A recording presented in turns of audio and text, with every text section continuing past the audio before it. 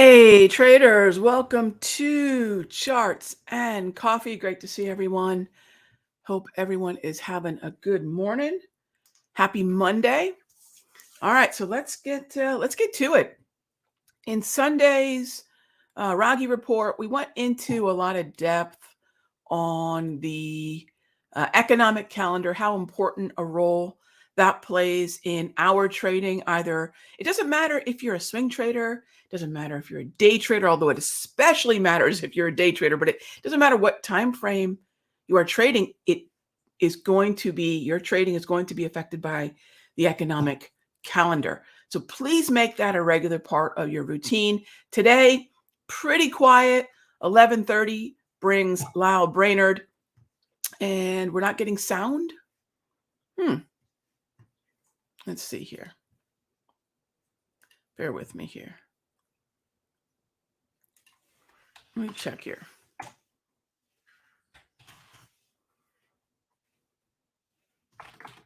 All right, let me make sure sound is okay. I think it should be. All right.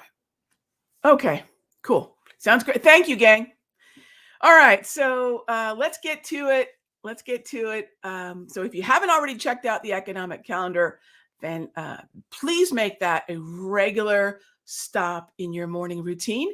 And if you haven't checked out yesterday's Raghee report, you can find that right at the Simpler Trading YouTube channel, and actually in my channel too, for that matter. So wherever you tend to go, wherever you're watching this now, fantastic. You can check out that Raghee report live. And I went into a lot of detail on a number of things. We had a lot of more instructional type questions yesterday. And if you want a little bit more insight into some of the how-to as I start the week, yesterday's Raghee report should be super helpful. All right, gang. So Lyle Brainerd at 11:30, which really should not disrupt our day trading day. However, it might give us some interesting opportunities long term. So we'll see what we can do with that. All right, so let's see. Let's kick it off with our first question, and that is from Tim, who asks, can we use the end of day Vscore to predict future price when it hits a certain level? Well, you know how much I love the word predict. It might as well be a 4-letter word, but I think I catch the gist of your question. So let's jump on over and take a look at, say, for example, the S&P. Let's do something pretty general here. So daily time frame, end of day, S&P. I know where the support is. Let me grab my drawing tools here, and let me point out where the support is based on volume. Now, I don't know if we're going to go revisit that level. I just know it's support. That's it, right? That's it. I don't know whether we revisit this mean, although it looks like we're there right now, right? I just know that's where the support and the resistance are. So support at the green, resistance at the red. Now, the thing that we can do to understand what price value, maybe that's the question, Tim. One thing we can do to understand what price value the 0, the mean of the V-score is, or the -2 of the V-score is to throw the V-score bands on the chart. So now we know what that price is, right? So hopefully that helps. You're looking at AMD. Okay. I'm looking at AMD this morning and seeing that price seems to top out at 0. You got it, right? That's where the resistance is. And that's where we can throw the V-score band and say, all right, what's the value? What's the price value, right? What price is associated with this particular reading, right? What might the price be next time it hits 0? Again, throw that V-score band up there, and that's all you need. All right, Tim?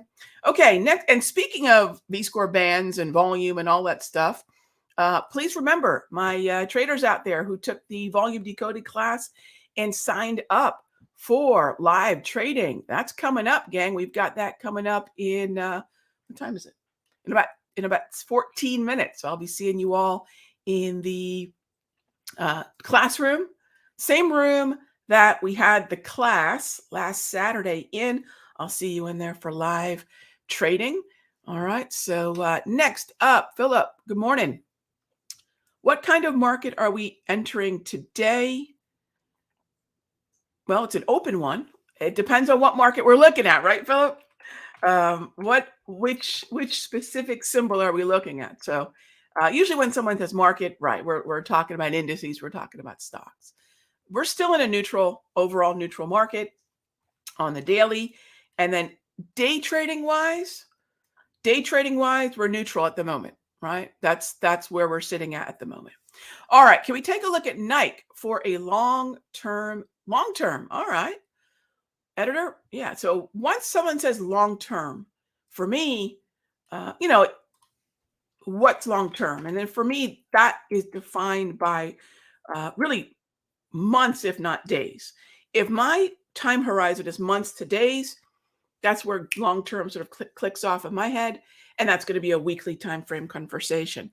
If we're talking about days to weeks, and it's probably easier to define the time horizon, right? If we're talking days to weeks, that's the daily. And if I'm talking maybe minutes to hours, that's the 5 minutes. So if I'm looking long-term on Nike, nothing yet. It's not in an environment where if I'm looking at an quote unquote investment, that usually means I'm looking long. I'm looking to buy the shares, maybe leaps, but normally shares. So where would I be interested in Nike? Not yet, my friend. The weekly is in a downtrend. And so I will not put things in my longer term portfolio that are in downtrends. Now, I might have things in my weekly portfolio that have turned into downtrends. Remember, downtrends aren't the problem. Everything is relative to the cost basis. So what's that a fancy way of saying? What did you pay for it? And are you down from there? So the downtrend is really not conducive to entering a fresh move, right? So I won't yet. I'm interested though, and that might extend to XLY as well. All right, next up, Princess. I like the advice from yesterday. Okay, cool. I'm glad it helped. Sweet. I can think of many reasons why I hate losing. So this was a conversation that came up in the Raghee report yesterday. How do we stick with discipline? And I basically went on to tell everybody that I am not extremely disciplined. I'm just not in most parts of my life. I'll own that. I would like to be better, right? I'll listen to some Jocko Willink podcasts, hoping that that'll get in my thick skull. But this is why I'm disciplined in trading. The consequence, right? I hate losing even more than I love winning, and there's a big difference. I love that. That embodies what motivates me to do things and not do things. So I'm not going to be the kind of trader that takes high risk and high reward. Even though the reward might seem to balance out the risk, that I will not play that really high stakes zero-sum game. Nothing right or wrong about it.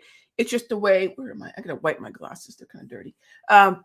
It's not a matter of right or wrong. It's just a matter of that statement and how true that is for each and every one of us, which is to say, we all don't have the same type of tolerance for risk, for loss, etc. Yeah, I hope that helps.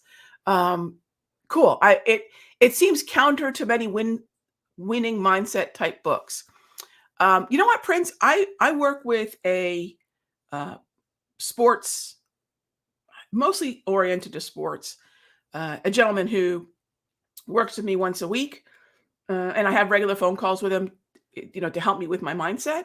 And I've never really gone into something like that before. It's relatively new to add to my routine, and we talk about losing a lot, and that's just specific to me. One of the reasons I don't recommend a lot of trading books is because most of it's rooted in sports psychology anyway. And then for trading psychology, I think we're far better off studying probabilities. And all the probability stuff comes from game theory and poker and things like that. So trading psychology is a funny thing. It's really borrowing from a lot of other places, which is why I usually I'm personally not that fond of trading psychology books, because they're usually just amalgamations of sports psychology, a little bit of, say, Navy SEAL psychology type stuff, and a lot of game theory or sports betting type psychology. So I just go to the source and take from those what I will. So I like to go to the source. And that's what's worked for me. It's probably counter to a lot of trading psychology books. And some of those books are written by people who don't trade. So, I'm not usually a huge fan of trading psychology books. My favorite, however, and it's not a trading psychology book, it's more of a memoir of a specific window of time of a trader. And a lot of you know that one of my favorite trading psychology books is What I Learned Losing $1 Million. Oh, okay, Rog, we see this. You're sort of obsessed with the psychology of losing. I am. I think that's something that serves us very well. All right, KTRA. Why are they splitting? Sue Allen, I have no idea. I don't follow the stock. It's under $5, so it wouldn't even be on my radar, to be quite frank. And Sue, I have no idea if buying a $3.82 stock would be a good investment. I'm going to say because it's been in a downtrend for most of the year, it's in a downtrend on the weekly, that'd be a pretty easy no for me. All right. Okay, next up is, and thanks for all the audio feedback. I appreciate that. Let me get to our next question. Thank you. Thank you. It isn't too, so Denise says, I tried to upgrade for the pro on the volume class. The link isn't available. Oh, Bot, what would you suggest I do to help Denise out? Let me know. And I think it should be /volume. I believe that one is working, but I will wait to see what Bot says. Okay. Oh, Denise. Okay. Bot's already helped you. Perfect. Bot, you're the best. Appreciate that. Next up, what settings do I use for the visible range volume profile? I keep it on 70, and there's no setting per se. It's just a matter of how much time I want to go back and look at. It depends on how much time I want to go back and look at. So the settings is 70% for the value area high low. I'm trying to think what other settings there are. Not really anything else, Alana. There's going to be the anchor, if you will, is the amount of data on your screen, hence visible range. So the only difference is how much data are you sliding in and out. At some point, I like to look at a 1 year for sure. But because I can slide it around, there's a lot of other anchors I can look at. But 1 year is a great place to start. Let's see. Mr. Walker says, help me interpret the dark blue grab candles. Any light shade of the grab candles, Mr. Walker, any light shade is an up close, right? And any darker shade is a down close. That's it. That's it. So the way you would look at a hollowed out candlestick versus the darkened Japanese candlestick. The darkened one is the lower close, and that's it. Any thoughts on DWAC option plays? It's gone neutral now, bovine. Oversold buys close to 20 would work. And it seems that the bulk of your support is going to be around the -2 standard deviation, which I would be 0% surprised if it's sitting somewhere between, let's see here. I would keep an eye on about $24.50 because you have a point of control there. And then I'd also keep an eye on the, say, gosh, it's really interesting. You've got about a 9-point range that this has been bouncing around through. If we're in a neutral environment, the closer I am to the lower end of the range, the better I will have an opportunity to get long calls. Now, do I want to get long calls? I don't really have an opinion directionally on digital world. I'm probably slightly more bearish, but if our back's up against sort of these significant lows in the year, once we go to neutral, if I am bullish, that's probably as good a place as any to be. All right. Okay. Next up is, all right, Denise, you're all set. Awesome. Bot is the best. I agree. All right. So what else do we have here before we wrap up the day? A couple things I'm going to take a look at before we wrap up the day. And that is, I want to make sure we follow up on a couple things. What did we have last week? What was so important about last week? Right? The most important thing, and by the way, was not the election from a trading perspective. What was the most important thing that we dealt with last week? Right here, Thursday, November 10, that's CPI. Why is that important? It is the most important macroeconomic pillar right now. What that means is this is how the Federal Reserve is making their decisions about their messaging and their monetary policy. Messaging and monetary policy. This came in cooler than expected. Cooler just simply meaning lower, right? Lower means what? Well, lower is going to be a lot of expectation because the interest rates are dropping and M2 money supply is stable to dropping. We're finally seeing some of the actions from the Federal Reserve, for lack of a better way of putting it, kicking in. Right? We could say this is inflation cooling off. I follow and respect the CPI more than PCE, even though the PCE is largely considered the Fed's favorite sort of pet inflation indicator. Now, let's take a look at where we measure macro. It's not, what do I think the CPI means? It's not even whether the equity markets are higher or lower. The way we measure this on a really easy rate of change basis is going to be right here. So I'm going to make a pit stop, usually at least once a day, if not a couple times a day, depending upon the kind of events, hot zones that we have scheduled. We have Brainerd at 11:30. Before 11:30, gang, preferably once now. So what time is it? 9:17. So right around the open, check it. I would check it again right around 11:25 or so. Check where December and where May are trading. At the CME, if you Google CME FedWatch tool, it'll bring you right to this link. Where is December trading? And even more importantly, where is May of next year trading? This is really important, gang, because if Brainerd changes anyone's mind, notice that right now we seem to be topping out here. If Brainerd sounds more hawkish, this particular column may grow. This is how we measure what the Federal Reserve is telling us about where, not only where they're going with their monetary policy, where they're going with rates, the peak and plateau, what they'll call the terminal rate. What's the highest they're going to hike up to, and then where do they stop? Peak, plateau. This is what's going to tell us where that is. And it's going to tell us when the Federal Reserve wants to course correct us.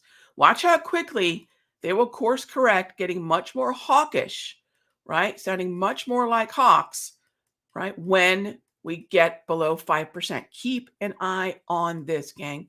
Keep an eye on this. Really, really important. Okay. All right.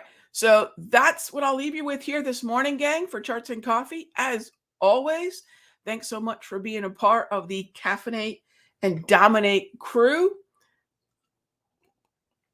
And I will see you all tomorrow, same time, same station. Be good to each other, gang.